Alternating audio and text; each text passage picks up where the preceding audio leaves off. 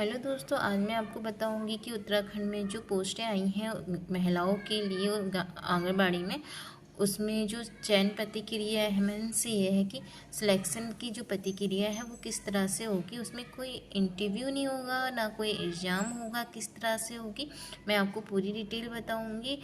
और जो इसमें एज मांगी गई है वो 18 वर्ष से लेकर 35 वर्ष तक का ही मांगी गई है, और वो भी 4 जुलाई 2024 के अकॉर्डिंग। तो 18 दिसंबर 2024 को आ रखा है।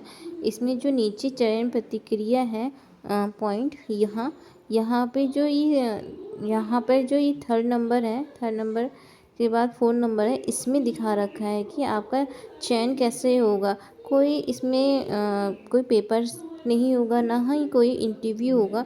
जो आपकी मार्कशीट होगी उसमें जो अंक होंगे मीन्स नंबर होंगे, उसी के हिसाब से ही आपका सिलेक्शन होगा। जैसे इसमें लिखा है, अभ्यर्थी द्वारा प्रस्तुत हाई स्कूल और इंटर के अंकों पर विचार किया जाएगा। अब जैसे और जो अंक होंगे उसको 10 से भाग करने पर जो उत्तर होगा उसी के हिसाब से ही आपका सिलेक्शन होगा। जैसे हाई स्कूल में मान लीजिए आपके 45 नंबर है, उसको 10 से भाग करने पर 4.5 अंक आ रहे हैं।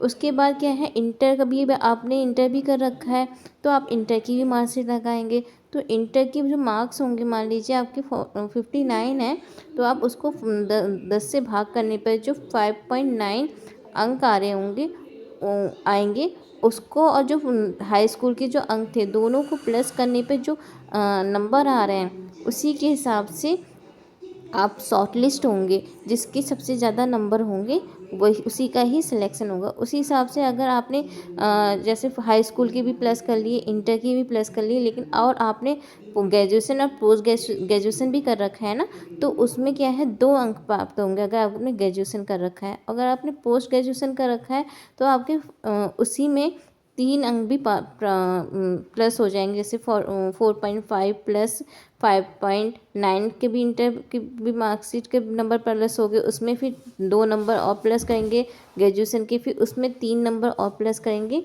पोस्ट ग्रेजुएशन के। और आपने अगर आपके पास कोई अनुभव है मीन्स आपके पास कोई एक्सपीरियंस है तो उसके भी अंक प्लस होंगे उसमें। जो है अगर मान लो 1 वर्ष का आपके पास अनुभव है तो 1 अंक, अगर आपके पास 2 वर्ष का अनुभव है तो उसमें प्लस 2 करेंगे, अगर आपके पास 3 वर्ष का अनुभव है तो आपको 3 अंक प्लस करेंगे। इस हिसाब से आप लोग शॉर्ट लिस्ट होंगे।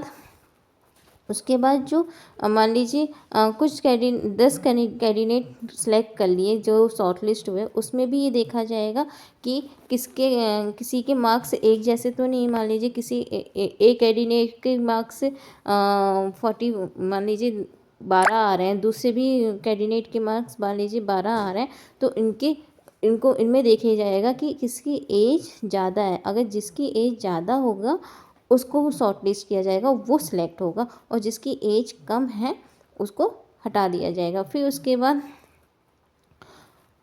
क्या कहते हैं, नीचे जो ये प्रतिक्रिया होगी, ये जो है जो सॉफ्टवेयर जो ऑनलाइन आवेदन किया जा रहा है ना, उसी के अकॉर्डिंग ही होगा। वो अपने आप ऑटोमेटिक शॉर्ट लिस्ट करेगा और आपके पास मैसेज आ जाएगा। ये जो मैसेज जो रिजल्ट होगा मे बी जहाँ तक है फरवरी में आ जाएगा सबके पास में।